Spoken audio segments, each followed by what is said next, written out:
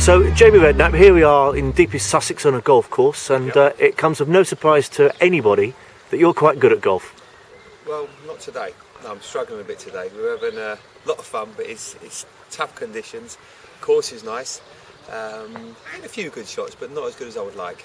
Now, a lot of footballers tend to be quite good at golf, don't they? A, because they're competitive, and B, because they have a little bit of time on their hands. That's right, it's something to do, especially when you retire.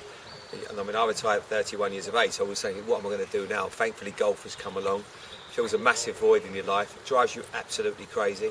But the good thing is you get to meet so many different people, different walks of life. And you never know quite what it's going to bring. Every time you come to play golf, you don't know if you're going to play well, bad, indifferent. And that's why it's so good for everybody to do. You must have played in a few pro-ams in your time, I would have thought. Any highlights and any lowlights? Because a lot of footballers have told me they're happy to take a penalty in front of 80,000 people, but teeing off in front of 100 can be very intimidating. Absolutely. I think my favourite, one of my best moments was playing the Dunhill Links a few years ago.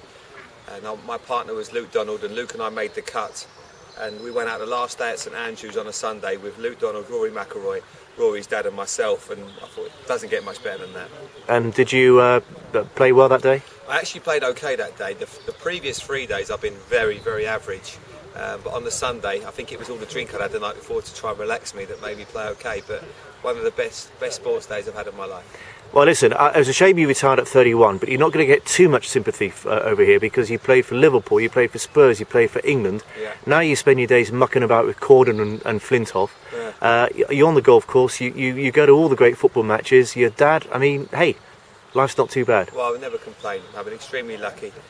When I retired, I thought, what do you do now? I'm lucky enough to work for Sky, which is a great company to work for. So League of Their Own is good fun.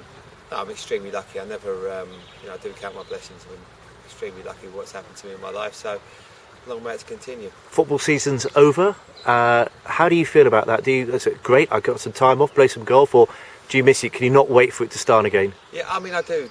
You never really switch off from it. Even in the summer, you're still looking at all the fixtures when it comes out. I think it's June the 9th. I think the season's fixtures come out.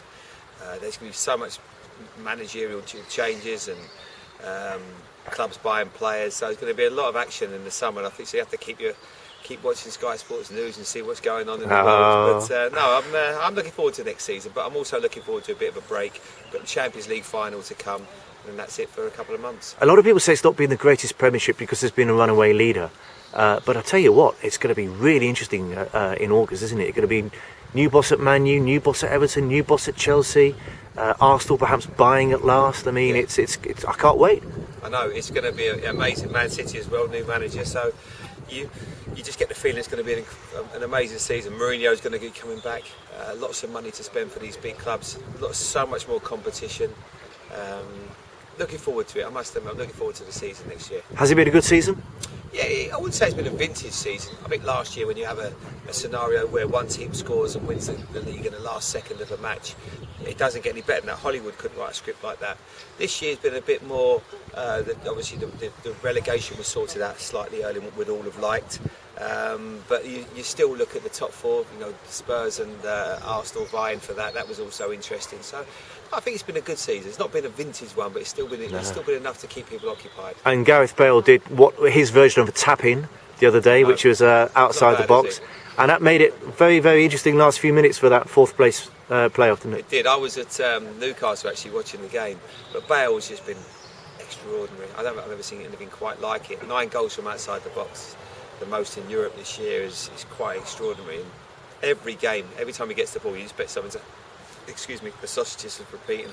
Every time he gets the ball, you expect something to happen. Yeah. Outside football then, golf, any other sort of sporting heroes or people you particularly admire? I love watching my kids play football and things like that. They play cricket season now.